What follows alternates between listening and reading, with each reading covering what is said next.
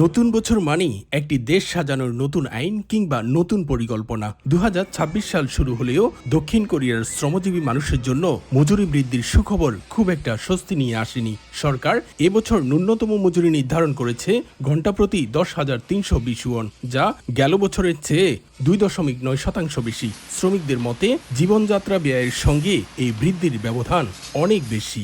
বর্তমানে কোরিয়ার যে অবস্থা, কারেন্ট বিল, গ্যাস বিল এবং বাসা ভাড়া দিয়ে আসলে খুব একটা থাকে না। দক্ষিণ কোরিয়ার সরকার নতুন বছরের জন্য বিদেশি অদক্ষ কর্মী নেওয়ার লক্ষ্যমাত্রা উল্লেখযোগ্যভাবে কমিয়ে 80,000 নির্ধারণ করেছে, যা গেল বছরের চেয়ে প্রায় 38% কম। এই লক্ষ্যমাত্রা কমানোর মূল কারণ হিসেবে দেশটির রাজনীতি, অর্থনীতি ও অভ্যন্তরীণ শ্রমবাজারের পরিস্থিতিকে চিহ্নিত করেছেন অনেকেই। রোড লেভেল ইন্ডাস্ট্রিগুলো আবার যদি জাগ্রত হয় এবং দেশের যে কূটনৈতিক সম্পর্ক যদি বৃদ্ধি পায়, তাহলে এই বিষয় ইস্যুর যে হার বৃদ্ধি পাবে বলে আমরা আশা করতেছি। এদিকে বিশ্বের প্রথম দেশ হিসেবে কৃত্রিম বুদ্ধিমত্তা উন্নয়নে একটি যুগান্তকারী আইন বাস্তবায়ন করতে যাচ্ছে দক্ষিণ কোরিয়া। আগামী 22 জানুয়ারি সেটি কার্যকর হতে যাচ্ছে। পাশাপাশি আগামী মার্চ থেকে দক্ষিণ কোরিয়ার স্কুলগুলোতে চালু হচ্ছে স্মার্টফোন ব্যবহারের কঠোর বিধিনিষেধ।